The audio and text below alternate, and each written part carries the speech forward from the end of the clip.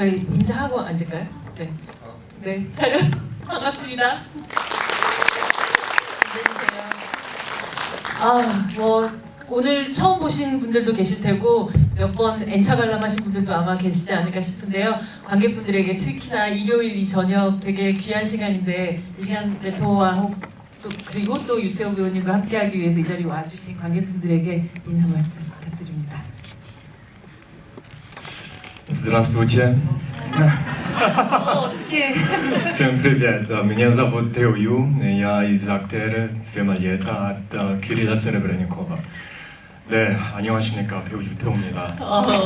박수 부탁드립니다. 약간 특히나 로드 시장에서 만나서 그런지 좀 내한 스타랑 제가 좀 만나고 있는 그런 느낌이긴 한데요. 네. 방금 주신 그 인사말이 무슨 말인지를 좀 네, 안녕하세요. 배우 유태호입니다. 빅토르체 잠시만요. 네. 왜냐면요 러시아가 또 우리나라 말하고 다 뒤집어 있거든요. 그래서 네. 영화 레토의 빅토르체 역할을 맡은 배우 유태호입니다. 반갑습니다.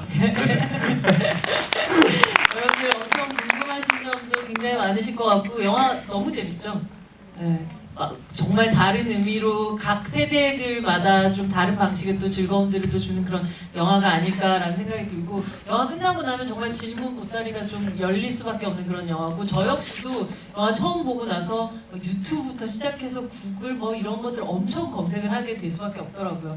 빅토르체에 대해서 혹은 아니면 이 영화 속에 나왔던 마이크에 대해서 혹은 아니면 나탈리아의 관계가 도대체 실제인지 뭐 여러 가지 것들 뭐 정말 많은 것들이 궁금할 그런 영화일 것 같아요.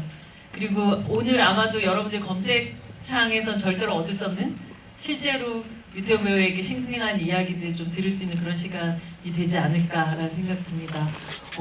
물론 뭐 한국이라는 곳에서도 어떤 감독이 영화를 찍는다라고 하면 그냥 빠르게 이제 뭐 그 소식을 얻고 그다음에 그 오디션 기회를 얻는다는 게 쉬운 일이 아닐 수도 있겠지만 이 머나먼 러시아에서 어떤 영화를 찍는다, 그거에서 캐스팅을 뭐 누군가를 찾고 있다 이런 소식을 도대체 어떻게 알고 또 어떻게 또 이 작업에 참여를 할 수 있게 되는지가 그 과정부터가 너무 궁금하실 것 같아요. 네. 일단은 2009년인가 10년쯤에 우리나라에 이제 국내 영화인데 하난이라는 영화가 있어요.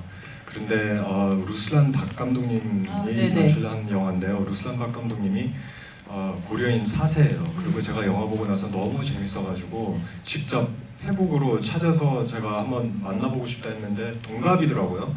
그래서 친하게 지내는 거예요. 그때 지금까지 아직 친구예요. 그런데 재작년 2017년 4월에 연락이 왔어요. 그러니까 태호야, 러시아에 좀 박찬욱 감독님의 수준에 계시는 유명한 러시아 감독이 계시는데 빅토르체에 관한 영화를 만들어 하고 싶다. 그리고 젊은 빅토르체 역할을 연기할 만한 친구가 있는지 그래 추천할 만한 친구가 있는지 얘기해달라 했는데 저는 알았다고 하면서 전화 그냥 끊어버렸어요.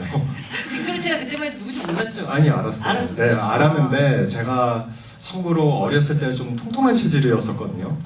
그런데 제가 좀 이렇게 여러 가지 배역들을 보면서 시물들 중에서 누굴 연기할 수 있을래나라는 생각을 하면서 뭐 학생 시절 때 애초부터 빅토르체를 그냥 접어버렸거든요.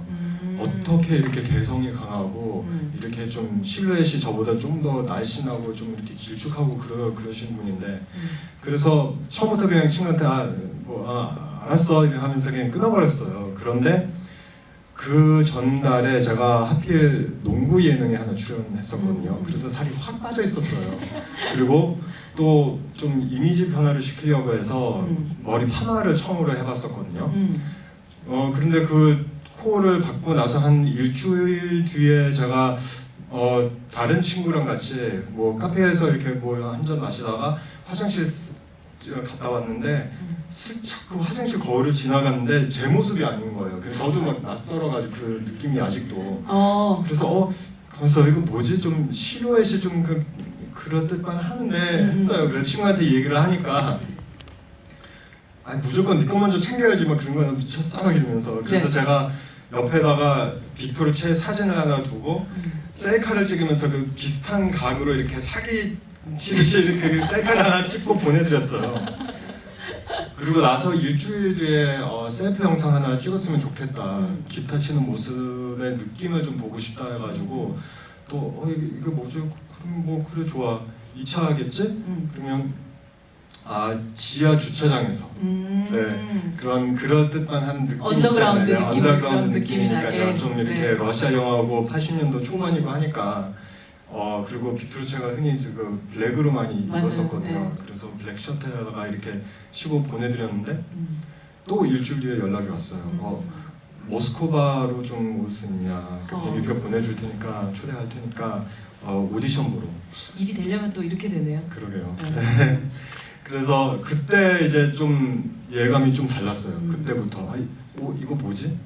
그 비싼 비행기표를 나한테 왜 보내주지? 그래서 네이버 국내 기사를 한번 찾아보니까 전해 16년도에 11월 달 딱 기사가 하나가 있더라고요. 어떤 기사? 전주 영화제 다녀오셨던 키릴 세레브레니코프 감독님이 이제 감독님은 안 오셨지만 영화 스튜던트로 오셨던 감독님이 지금 빅토르체에 관한 얘기를 준비하고 계신다. 그럼 11월 달이고 4월, 5월 돼가고 있고 7월 달에 들어간다는 얘기를 들었는데 주인공을 6개월 안에 아직도 캐스팅이 안 했어? 캐스팅이 안 됐어? 이렇게 된 거죠. 그때부터 이제 좀 이게 가능할 수도 있겠구나라는 생각이 들더라고요. 근데 그럴수록 점점 무섭지 않아요? 네, 정말 과연 우리가 긴장되고. 네. 참고로 제가 미국에서 연기 공부했을 때 러시아 라인에서 배웠던 테크닉을 공부를 했었거든요. 그러니까 제가 배웠던 전통의 예를 들자면 어떤 외국 사람이 청국장을 끓이러 한국 가서 청국장 끓여주겠다 이런 오디션이었었던 것 같아요. 제 기분에는. 예. 그러니까 러시아 사람들이 자기만의 그런 현실적인 연기 안에서 제 연기를 보여드려야 되니 얼마나 긴장했었어요. 그렇죠. 사실 그 배우들에게 있어서 러시아 연기라는 것은 정말 본고장이잖아요. 네, 맞아요. 네, 맞아요. 그런 곳에서 내가 사실은 러시아어를 하지도 못하는 어떤 외국인이 가서 물론 빅토르체와 유사한 외모를 갖고 있지만 과연 내가 여기서 그리고 뮤지션도 아닌데 과연 이걸 할 수 있을까? 네, 맞아요. 그때부터가 두려움의 시작이 아니었을까요? 네, 두려움이라기보다는 도전이었었지만 긴장은 했죠, 엄청나게. 그리고 오디션 대본은 시나리오에 나오는 씬들인데요, 영어로 하면 된대요. 그냥 감수성이 어떤지 그냥 보고 싶고, 그리고 어차피 더빙 될 테니까 영어로 편하게 연기하면 된다. 그리고 곡 2개 정도, 이 2곡 정도 한번 준비해봐라. 사기였죠. 네, 나중에 알고 보니 그런데 그때 러시아도 처음 갔다 온 거예요. 세상 태어나서 러시아를 처음이었어요. 딱 저녁에 도착했고 하룻밤 자고 아침에 브런치를 먹고 낮에 12시부터 오후 4시까지 4시간 동안 연기를 시키더라고요. 이런저런 연기를 순발력을 한번 테스팅을 하시려고. 그리고 저녁 먹고 다시 돌아온 거예요. 딱 24시간 있었던 거예요. 그리고 10일 뒤에 됐다는 소식을 들었어요. 박수 나중에 알고 보니 몇 명 정도의 어떤 그 경쟁자들이 있었던 거였던 네, 알고 보니 한 2,000명 정도였었다고 들었어요. 와.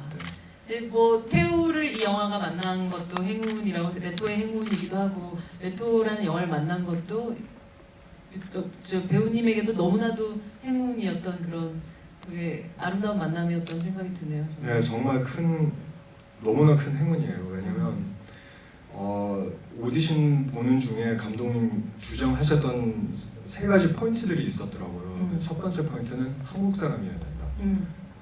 왜냐면 빅토르체가 이제 고려인 3세. 맞아요. 예. 뭔가 그런 가정 교육과 그런 문화 안에서 이렇게 주어지는 뭐 그런 그 라인 안에서 이렇게 느껴진 그런 뭔가 문화의 표현이 있나 봐요. 감독님 입장에서 봤을 때는. 예. 그리고 두 번째 포인트는 어려 보여야 된다.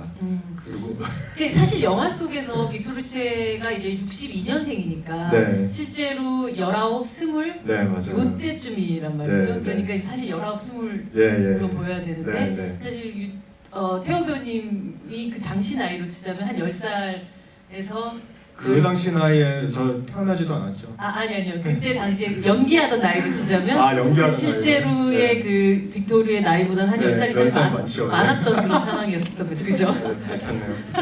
아니에요. 그렇지만 뭐 보이는 게 중요하니까요. 어차피 내배치면 다 나오니까요. 죄송합니다. 네, 죄송합니다. 아니에요. 그리고 세 번째 포인트는 네. 좀 연기 경험했었으면 좋겠다. 네, 그렇게 세 가지 포인트들이었는데 좀 동양인적인 그런 러시아 출신의 배우들도 많긴 하지만 한 20대 중후반 넘어가면 좀 나이 들어 보여가지고 그분 다 아웃이었고, 그러고 나서 이제 뭐 구소련 나라들하고 미국과 한국까지 이렇게 계속 넓혔대요, 캐스팅 그 서치를. 그러다가 이제 이런 연락을 받아가지고 정말 제 인생에서 감독님이 한 2년 전이라도, 한 3년 전이라도 영화를 만들었었다면 제가 제 경력 가지고 이 연기를 해낼 수 있을까라는 의심도 생기고, 조금 더 늦게 했었다면 너무 늙어 보여가지고 못했을까라는 생각도 들고, 그러니까 정말 이 타이밍이라는 게 이상했던 거예요. 정말 행운이었었던 것 같아요. 좋은 타이밍과 함께 사실 오랫동안 태우 배우가 또 배우로서 준비해왔던 어떤 시간들이라는 것이 결국 만나게 돼서 결과물을 만들어낼 수 있었던 것 같아요. 처음 빅토르가 딱 등장할 때 가장 먼저 보였었던 건 뒷모습이고, 그리고 제 눈에 가장 좀 보였던 것이 굉장히 낡은 기타 가방이었었던 것 같아요. 네. 근데 그 기타 가방이라는 것이 이 사람이 지금까지 어떻게 그 가방을 들고 얼만큼 오랫동안 있었나 하는 느낌 같은 것들이 태호 배우의 어떤 그 지난 과거 얼만큼 그렇게 노력해 왔는가에 대한 부분들도 살짝 보이면서 시작했던 것 같다는 생각이 들기도 했거든요. 네.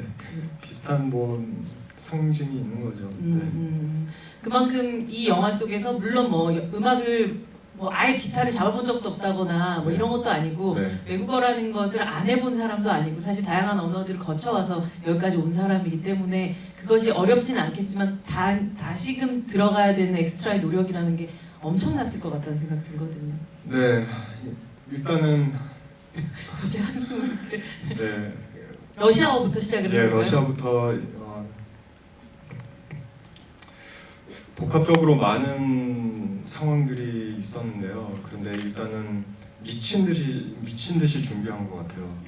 3주 동안 3주를 앞두고 이제 캔킨이 되는 거니까, 그러면 하루에 최소 한 몇 시간 잘 수 있나라는 고민을 하게 되더라고요. 한 5시간 정도 자면 피곤하지만 살아남을 수 있겠구나.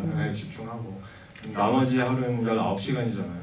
그렇죠. 네. 동안도 유지해야 되는데. 네. 운동도 해야 되고 뭐 식단 조절도 해야 되고 그러니까요. 하니까. 네. 그래서 시나리오의 저의 대사와 음악을 씬별로 찢어서 벽에다가 이렇게 걸어놨고요. 그리고 그 한 문장을 한 단어로 이제 쪼개놨고, 그리고 그 한 단어를 소리로 쪼개놨어요. 그래서 내가 오늘만큼 할 수 있는 시간이 있는. 예, 그래서 그냥 소리가 몇 개인지 쉬어가지고 한 소리에 몇 시간 동안 투자해서 입에다가 붙게 해야 되는 그런 단순무식하게 외우기 시작해요. 과학적인데요, 근데? 네. 그냥 시간 경력표를 그냥 아주 철저하게 짠 거예요. 네. 그래서 오전 뭐 1시간은 이 소리에다가 이 씬, 뭐 1시간 이건 잘 붙으니까 이건 짧게, 이건 뭐 안 붙으니까 더 많이. 뭐 오후에는 리허설, 저녁에는 기타, 뭐 몇 시간은 뭐 스피치 선생님, 뭐 그런 식으로 그냥 집요하게 외우기 시작한 거죠.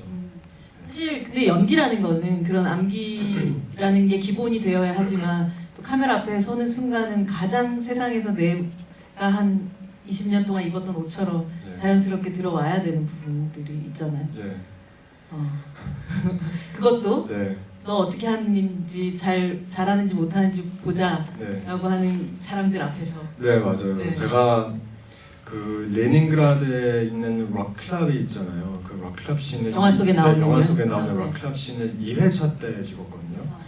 그러니까 초반에 찍으니까 일단 그 3주 동안 그냥 혼자서 호텔방에서 그냥 미친 듯이 연습하다가 갑자기 엑스트라 분들 350명 앞에서 해야 하는 거예요, 그거를. 근데 상상해 보세요. 그냥 우리나라에서 서양 배우가 와가지고 김광석 연기를 하겠다 하면 우리가 어떻게 쳐다보겠어요?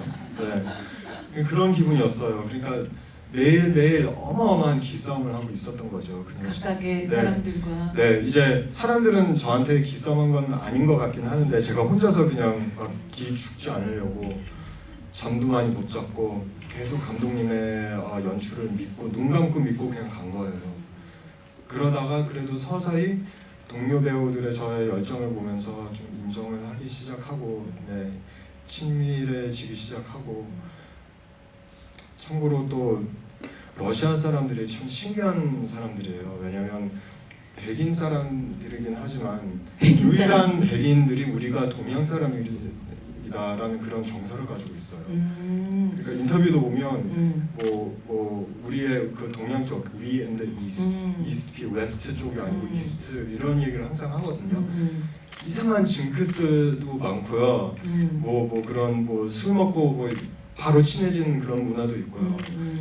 여러 가지 좀 이렇게 정서가 맞는 부분이 있더라고요. 네, 그래서 그런 식으로 또 친해졌고 리허설 할 때도 편해졌고 그러다가 뭐 물론 계속 긴장은 했지만 그래도 좀 많은 도움을 받았던 것 같아요.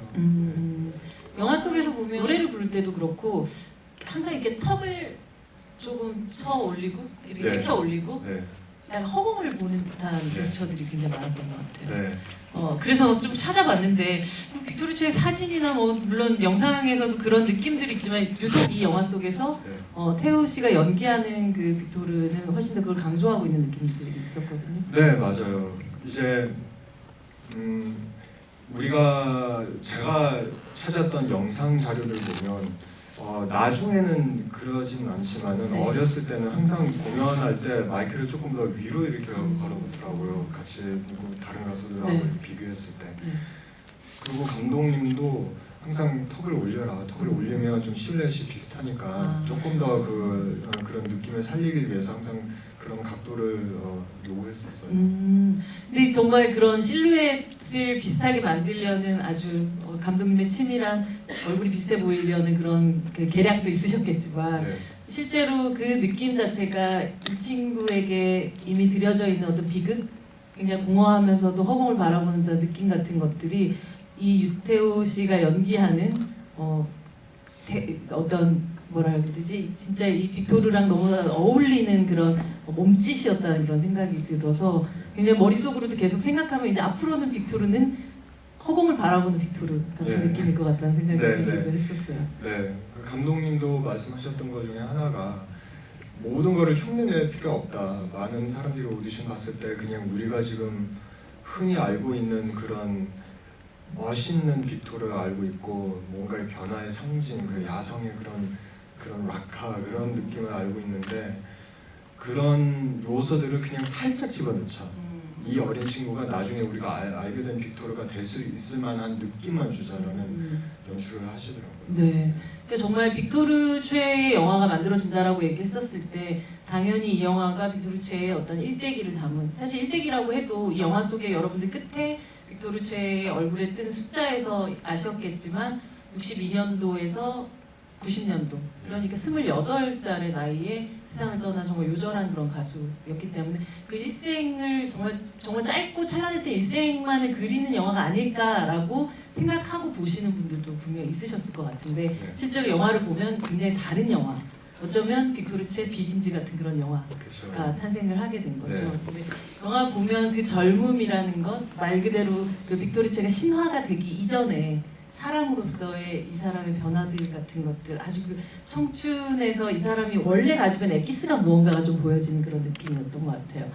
보통 사실 아주 신인이고 뭐 태호 배우도 그런 느낌들을 많이 받으셨겠지만 어떤 그 잘 나가는 사람들이 있는 어떤 공간으로 처음 들어간 게 그 바닷가 씬이잖아요. 그렇죠. 예, 그랬을 때는 누구한테라도 눈에 띄기 싶어서 네. 굉장히 그 근처에서 잘 보이고 싶어 하는 것이 보통 신인들의 자세이거나 대부분의 사람들이 그건데 네. 이 영화 속에서 빅토르는 계속해서 누구한테도 그렇게까지 자기를 어필하지 않으려고 하는 그런 느낌을 받았었던 것 네, 같아요. 네, 네. 그게 제가 처음에 태호 배우를 만났었을 때 느낌, 한 10년 전에 제가 처음 뵀었는데 네, 맞아요. 한국에 무슨 연줄이 있는 것도 아니고 우리 흔히 얘기하는 뭐 학연, 지연 뭐 이런 것들이 하나도 없는 그런 배우인데 다른 감독들이나 혹은 뭐 이런 사람들이 모여있는 자리에서도 뭔가 이렇게 열심히 엄청 어필을 하는 그런 스타일의 배우가 아닌 거예요. 그래서 저 사람은 어떤 자신감을 가지고 있기 때문에 저렇게까지 당당할까? 라는 생각을 했었는데 빅토리가 딱 그렇게 하고 있더라고요. 아니 뭐 당당한 거 아니고 그렇게 보일 수는 있겠지만 그냥 수줍어서 그런 거예요. 아 그런가요? 아 수줍음이 그런 식으로 드러났던 거군요. 네, 그러게요. 그리고 영화 속의 빅토르의 그 느낌이 저도 또 감독님이랑 같이 소통하면서 막 그려내는 그런 느낌인데 유럽 출신인 한국 사람들이 특별히 행위 예술하는 사람들이 별로 없잖아요. 가수인가 연기자를 생각하면 뭐 미국 뭐 교포들이 있거나 뭐 호주 쪽에 좀 있을 수는 있겠지만 유럽 출신인 사람들은 제가 봤을 때는 정말 저하고 빅토르체가 유일한 사람들인 것 같아요. 그렇죠. 한국에 왔었을 때도 네. 교포 배우세요? 라고 해도 네, 그러면 네. 미국에서 오셨어요? 네. 뭐 아니지 영국에서 네, 오셨어요? 뭐 맞아요. 이런 식이잖아요. 그래서 거기에 관한 상당한 차별성이 있는 감수성이 있는 것 같아요. 그게 물론 제 주관적인 해석이지만 그런데 그 해석을 제가 그냥 밀어버렸어요 감독님한테. 이 유럽에서 자라가지고 느껴지는 공허함인가, 한국 이방인으로서 느껴지는 그런 외로움이 아주 특유의 멜랑콜리다라는 얘기를 했어요. 그리고 첫 앨범에 보셨겠지만 첫 앨범에 나오는 그런 가사들이 상당히 좀 상징성이 있고 시적인 표현들이 그쵸. 많잖아요. 네. 그러니까 좀 시인 같기도 하고 좀 나하고 다른 면이 있는데. 알루미늄 오이? 네. 사랑연수요? 네, 그러니까. 네. 그래서 제가 그런 설명을 했었던 거예요. 제가 보는 빅토르체가 이런 느낌인 것 같다. 막 이렇게 처음부터 막 자신감 있고 이런 사람이 아니고 조금 더 수줍어하고 조금 더 조용하고 그리고 자기 음악만 믿고 가는 뭐 그런 친구. 그래서 그런 식으로 연기하게 된 것 같아요. 그러니까 누군가가 봤을 때는 저 친구는 좀 너무 오만하게 보일 수도 있겠지만 네. 실제로 이 사람이 끝까지 보여줬었던 거는 누구한테도 잘 흔들리지 않는 사람 같다는 느낌. 네. 나는 내게 좋은데 왜 자꾸 바꾸려고 해. 네. 그리고 그 정말 마이크만 해도 그때 당시로서는 올려볼 수도 없을 만한 선배였을 텐데도 그 충고를 별로 잘 듣지 않잖아요. 네. 한 키만 올려가지고 불러보면 어때요? 그러니까 별로. 네. 뭐 러시아에서는 이상한 감성적인 그런 선후배 관계는 있기는 있어요. 그것도 동양적인 면이 있는데 또 서양적인 면이 있는 게 그게 왜 그런지 모르겠지만 뭐 모든 분들이 자존감이 높아서 그러는 건지 어떤 비판에 귀가 열려 있어요. 그거를 감성적으로 받아들이지 않고 되게 이성적으로 받아들이더라고요. 저것이 나에 대한 어떤 인신 공격이 아니라 네. 그냥 이 부분에 대한 정확한 지적 정도다. 네. 그래서 아님 말고. 네, 맞아요. 네. 네. 그런 태도들이 빅토르체를 되게 아직 20살밖에 안 되는 이 친구를 굉장히 굳건하게 보이는, 단단하게 보이게 하는 그런 느낌을 받았었던 것 같긴 해요. 이게 보면서 아마 이 영화 준비하면서 이 세상 누구보다 빅토르체에 대한 공부를 제일 많이 하시지 않으셨을까 싶기도 해요. 저요? 네. 그런 이것저 거 듣고 싶습니다. 여러 가지 비디오 자료부터 시작해가지고 네, 온갖 것들을 다 찾아보게 예, 됐을 것 같아요. 네. 그러다 보면 그리고 그런 사람을 스스로 연기하다 보면 어느 순간 그분이 오셨다 이런 느낌 같은 혹은 이분이 도와주고 있구나라는 네. 또다시 되게 한국적이고 러시아적인 미신적인 걸 수도 있겠지만 그런 생각을 하시는 순간도 있지 않았을까 싶어요. 한 번도 없었어요. 진짜로요? 네, 한 번도 없었어요. 왜냐면 좀 내 직업병인지는 잘 모르겠지만 제가 마음이 편해지면 불안해져요. 네, 뭔가 이상하게 뭐가 완성되지 않고 있나? 왜 편해지지 마음이? 계속 불안해요. 그러니까 끝까지 파고 들어가고 계속 의심하고. 의심하고 또 의심하고 그렇게 의심하면서 계속 연기한 것 같아요. 그러니까 한번 내가 이 사람이다라는 느낌은 받아본 적은 없지만 한 중간부터 정도 그래도 좀 나아버린 건 있어요. 여기까지 이제 자료조사 끝. 그리고 지금 다 짧은 시간에 이런 주어진 환경 안에서 최대한 많이 준비했다. 여기서부터 그냥 계속 외우고 우리가 만들어낸 캐릭터 가지고 이제 그냥 편하게 가자라는 그런 결정점이 있었던 것 같긴 해요. 그렇다고 마음이 편해지진 않았어요. 아니면 내가 이 사람이다 그런 건 없었어요. 단지 현장에서 제 열정을 알아봐 주신 동료 배우들하고 스태프분들이 어느 순간부터 저를 태호라고 부르지 않고 써이라고 부르더라고요. 네, 써이는 이러면서 써이는 이리 와 너 이렇게 하면서. 그게, 발음이 그렇게 되는군요. 네, 그쪽에서 써이라고 불러요. 그때부터 그래도 좀 기분 좋긴 했었어요. 조금 더 자신감 있게 할 수 있겠구나. 물론 혼자서는 계속 긴장하고는 있지만. 근데 이 사람을 계속 연구하다 보면 이 사람이 정말 이런 매력이 있는 사람이었구나. 정말 이렇기 때문에 사랑받을 수밖에 없었던 사람이었구나라고 느꼈던 부분이 있으세요? 없었어요. 없었어요? 네.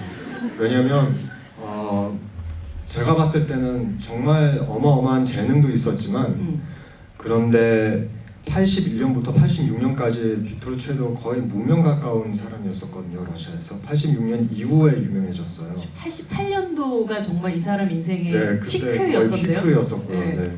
그러면 이제 첫 앨범부터 네 번째인가 다섯 번째 앨범까지 그 영상 자료를 한번 보시면 정말 많은 이런저런 뭐 시도를 많이 했어요. 외모 변신, 글램 락, 포크. 아까 전처럼 그렇게 막 마지막 순간처럼 네네네 막 적도 있었고 화장도 진한 적도 있었고 예, 진한 적도 있었고 디스코 락 같은 것도 해본 적도 있었고 데이비드 보이 흉내내기도 했고 그러니까 제 스피치 선생님 그런 말씀 하시더라고요. 빅토르 최가 물론 재능은 좀 있었지만 타고난 재능이라기보다는 업그레이드된 인물이다. 그러니까 노력을 통해서 거기까지 갔다라는 얘기를 하시더라고요. 그리고 그 노력이 하필 그때 페레스트로이카 때문에 이제 공산국가가 열려지고 그리고 문화에 좀 개방적으로 이렇게 열어줘가지고 그죠. 고르바초프와 함께 정말 이 나라를 바꾼 사람이 됐죠. 그러니까 그 전까지는 러시아에서 그 비틀매니아 같은 게 없었어요. 그러니까 그 타이밍이 잘 맞아가지고 이 가사가 보여준 상징성하고 사람들이 느꼈던 거하고 딱 맞아떨어졌던 그런 타이밍이었었어요. 하필 그때도 MTV 제너레이션이 탄생했고 텔레비에 좀 많이 돌리기 시작했고 그러니까 반은 운이고 반은 재능이고 반은 노력. 네, 반은 노력이고 네, 그런 느낌이 있었던 것 같아요. 그래서 제가 특별히 이것 때문에 대단했구나 이런 느낌 한 번도 받아본 적이 없어요. 캐릭터와의 이 거리감. 거리감이라기보다는 현실성? 현실성. 네. 영화를 전체적으로 뭐 많은 단어들로 설명을 할 수 있겠고 특히나 뭐 영화의 제목이 네토 여름이라는 표현과 함께 그냥 거의 세트처럼 떠오르는 단어 같은 게 청춘인 것 같아요. 네. 영화의 그 바닷가 장면은 앞에 짧게 나온다고 생각할 수도 있겠지만 영화 전체의 어떤 정서를 지배하는 장면 같다라는 생각을 하면서 봤거든요. 그리고 그 너무나도 클리셰와도 같은 여름, 청춘, 바다, 뭐 벌거벗은 노래 부르는 불꽃 타오르는 그런 청춘들이라는 게 너무 그냥 이제는 도시적으로 만들어져 있는 어떤 상징적인 얘기 같지만 사실 그것이 종합 선물 세트로 이렇게 탁 던져졌을 때 속수무책으로 아름답더라고요. 감사합니다. 네, 그리고 그 장면을 찍고 있는 배우들이 너무 행복해 보였었던 것 같아요. 네. 어떤 촬영 현장이었는지가 저희 너무 궁금하고 어디서 찍었나요? 실제로 레닌그라드 해변에서 찍었어요. 네, 찍었고 그날의 그 해변 사람 없는 곳이에요, 거기가? 네, 좀 여름에도 너무 이제 넓어가지고 사람이 많아도 저기 멀리 보이지 막 이렇게 한 군데 모여 있지는 않아요. 같이 친분이 있는 사람들이 아닌 이상. 해운대 같지는 않군요. 네, 맞아요. 좀 넓고 그래서 처음에도 헤매다가 이렇게 찾으러 가잖아요, 영화 속에서. 그렇죠. 네, 그리고 그날에 그 해변에서 한 4박 5일 정도 지내서 그 장면들을 찍었는데 정말요? 네, 그때는 제가 시나리오에 그렇게 안 나와 있거든요. 그냥 그 곡을 치면서 사람들이 즐겨한다라고 나오지 불 붙고 뭐 뛰어 붙고 막 저도 깜짝 놀랐어요 그 순간에. 그렇죠. 배우들이 또 어디까지 노출할 것인가도 좀 서로 또 얘기를 또 해야 되는데. 아니 근데 지네들끼리는 알고 있었던 것 같아요. 제가 일부러 애먹으려고 혼자서 막 걱정하고 있는데 이렇게 놀리고 참. 어쨌든 간에 놀랬는데 한 택 두 택 가고 나서 아 이런 느낌이구나 하고 음. 빨리 정리하고 아 그러면 이렇게 해서 또 이런 식으로 연기해야 되겠구나라는 생각을 했었고 그런데 또 러시아 배우들이 좀 그냥 마지막 컷이고 이제 뭐 밤에 찍으니까 진짜로 보드카 마시자 갑자기 진짜요? 막 보드카가 오는 거 막 다들 막 보드카 마시고 러시아에서 보드카를 마시면 진짜 보드카를 마시고 재밌네요. 막 제대로 막 옷을 벗고 재밌었어요. 재밌었어요. 내 인생에서 다시 올지 않을 그런 여름밤이었을 것 같다는 네 생각이 드네요. 맞아요. 네. 와 4박 5일 찍었다고요? 네. 그렇게까지 길게 찍을 이유는 없었던 것 같은데 그렇죠. 실제로 쓰는 장면으로 치자면 한국으로 치면 하루 만에 찍을 수도 있는 충분한 장면인데 어쩌면 그 전체의 팀워크들이란 걸 좀 만들어가는 그런 것도 없지 않아 있었고요. 그리고 날씨의 변수 그리고 중간중간에 또 그날의 에너지를 많이 보시더라고요 감독님이. 그 배우들의 호흡 그 연극 극단을 운영하고 맞아요. 계시거든요. 네. 모스크바의 고글센터라고 디렉터예요. 그런데 매일매일 사전으로 제가 뭘 물어봐도 나도 몰라. 그날 가서 봐야 돼. 뭐 이런 대답을 맨날 주셨거든요. 네. 그래서 매일매일 조금씩 찍어가고 그리고 그 현장에 한 중간쯤에 찍었는데 해변 씬을 그때 실제로 살아계신 나타샤 노멘카가 놀러 왔거든요. 해변에. 저도 그때 처음 만났었고요. 등장하시진 않으셨죠? 등장은 안 했어요. 그런데 오셨으니까 또 다 완전히 얼어버리고 다 같이 한번 인사. 또 징크스가 있어요. 러시아는 누가 손님 오거나 배우가 현장에 오면 다 같이 악수를 한번 해야 돼요. 촬영 감독님도 그냥 카메라 놓고 악수. 그것도 한 30분 잡아먹고. 그러니까 신기해요. 아주 신기한 문화예요. 이거 사소한 하나지만 그런 것들이 뭐 징크스도 한 10개 모여봐요. 그럼 하루가 지나가요. 촬영을 못하고. 그러니까 또 벌써 밥 먹어? 알았어 그래. 그래 그 100컷 찍었어? 너 또 술 먹어야지. 100컷 찍었으니까 이런 거 있잖아요. 아니 그럼 나타샤님이 직접 오셨으면 네. 그러니까 나타샤를 연기했었던 이리나 배우 같은 경우는 네. 정말 빅토르체가 현장에 온 태우 씨 같은 느낌이었을 거 아니에요. 엄청 긴장하지 않았어요? 이리나는 이미 나타샤를 사전으로 만났어요. 그 조사하는 차원에. 근데 저는 처음이었었고 그 마이크 역할 맡았던 배우 로마도 처음이었었어요. 그런데 제가 처음에는 그냥 같이 그 분장 트레일러에서 앉아서 메이크업 받으시더라고요 옆에서. 정말요? 네. 근데 왜 받으시냐고 이렇게 옆에 통역한 분한테 물어봤는데 그때 비하인드를 찍고 있다고 그때 알았어요. 그러니까 이 영화 안에 등장 인물들 중에서 실제로 아직도 살아계신 분들이 많거든요. 지금 할아버지 할머니들인데. 또 메이킹을. 메이킹을 현장에 와서 다 인터뷰하고 솔직히 이것도 오늘 처음 공개하네. 솔직히 이 메이킹 인터뷰들을 영화 안에다가 편집해서 넣으려고 했었던 거예요. 실물들의 약간 인터뷰. 다큐멘터리와. 그래서 왔다 갔다 하면서 하려고 했는데 이게 영화 시간이 4시간 넘으면 안 되니까 그냥 편집하고 따로의 비하인드 다큐를 만들었는데. 그거 너무 궁금하네요. 저도 궁금해요. 이미 러시아에는 이미 개봉했어요. 그래요? 한국에서도 만날 수 있을까요? 그게 저기 에드나 계급상 대표님한테 물어봤어요. 네토의 흥행과 연관이 되지 않을까라는 생각이 들어요. 관객분들이 원하면 개봉하겠죠, 그렇죠? 연구가 있으면. 지금 또 뭐 나타샤 얘기가 나오니까 사실 이 영화에서 영화에 여러 가지 레이어들이 있지만 또 한 편의 레이어라고 치자면 이 세 사람의 관계인데 빅토르가 나타샤에 대한 마음은 어땠었던 거, 무엇이었을까에 대해서는 사실 뭐 그게 진짜 진실이 무엇이었는지에 대해서 우리 알 수 없겠지만 빅토르를 연기한 태호의 마음으로서의 나타샤에 대한 이 관계에 대해서는 어떻게 정의 내리고 했다고 생각해요. 썸을 탔고 그리고 사랑에 관한 가능성을 봤는데 일찍 이렇게 잘라놨으니까 나타샤가 그렇게까지 발전은 안 됐지만 실제로 나타샤도 엄청 긴장했어요. 이 이야기를 발표했을 때 3년 전에 발표했었거든요. 인터넷 통해서. 그러니까 그분이 직접 발표한 이 이야기를 베이스로 해서 만들어진 영화잖아요. 맞아요. 그래서 러시아에서도 심지어 관객분들이 몰랐던 이야기예요. 그렇군요. 그래서 어떻게 보면 지금 현대 사회에서는 우리가 되게 시니컬해질 수가 있잖아요. 그렇죠. 뭔가 빨리 비난하고 그런 이유로서 되게 이제 긴장을 많이 하셨는데 감독님도 그러셨고 나타샤도 그러셨고 러시아 그 80년도에 정서가 어떻게 보면 아까 얘기했다시피 좀 자존감이 높아서 그러는 건지 문화가 풍부해서 그러는 건지 정말 꺼리낌 없이 많이 나누고 보여줬어요.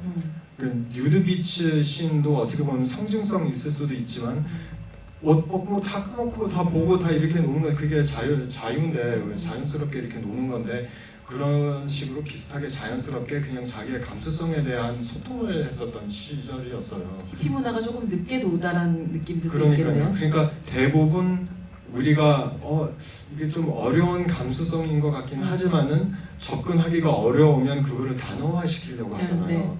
그러면 단어화시키면서 그게 단순하게 이제 이렇게 들릴 수가 있지만 히피 문화라는 뒷배경이 미국의 60년도잖아요. 그렇죠. 또 러시아도 다르잖아요. 그러니까 제일 가까운 정서가 히피 문화인데 그냥 엄청나게 순수하고 따뜻했던 시절이었었던 것 같아요.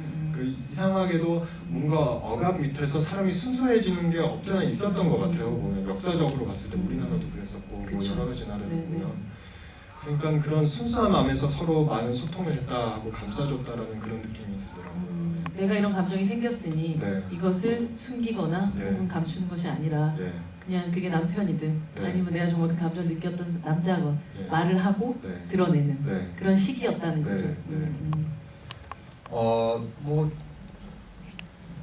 전 놀라진 않았어요. 근데 이 영화 속에 친구들이구나 생각했어요. 근데 이 감독님이 이 사람을 끄집어내서 네. 사실 영화 안에서 빅토르체와 정말 딱 뭐 보면 아주 균형을 맞출 정도의 캐릭터로 만들어냈던 거에는 분명한 어떤 메시지들이 있었을 것 같다는 생각이 들기도 했었거든요. 제가 봤을 때는 그냥 실화를 실화의 바탕으로 영화를 만들면 특별히 캐릭터 주인공이 딱 한 사람 됐을 때가 좀 식상해질 수가 있거든요. 그런 위험성이 있어가지고 좋은 비하인드 스토리를 찾고 있었던 것 같아요. 그런데 이렇게 n분의 1로 나누어지는 그 스토리 자체가 일단은 나타샤의 필터 보면서 빅토르와 마이크를 보게 되는 거잖아요. 그러니까 그런 식으로 볼 수밖에 없겠다라는 생각이 들더라는 영화에 캐스팅됐고요. 촬영은 끝났어요. 그리고 멜로 드라마고요. 천우희 씨랑 같이 호흡을 맞춘 영화예요. 러브픽처 만드셨던 정계수 감독님의 네, 작품이시죠. 그리고 드라마도 지금 2편 찍고 있죠, 동시에? 네. 어떤 작품인가요? 아스달 연대기하고 네. 베거본드라는 드라마예요. 아스달 연대기는 송중기 씨랑 네. 제가 좀 설명을 좀 자랑 좀 해주세요. 본인이. 그런 걸 잘 못해가지고 죄송합니다. 네. 정동건 선배님하고 송중기 씨 출연한 아스달 연대기 그리고 이승기 씨하고 수지 씨 출연한 베거본드 라는 작품. 근데 정말 지금도 계속해서 시나리오가 엄청나게 또 들어오고 있고 뭐 이런저런 정말 올해 2019년이 엄청난 한 해가 될 것 같네요. 감사합니다. 열심히 해야죠 이제부터인데. 여러분들 정말 궁금한 점 많으실 것 같은데요. 이제 마이크 좀 돌려보도록 하겠습니다. 네.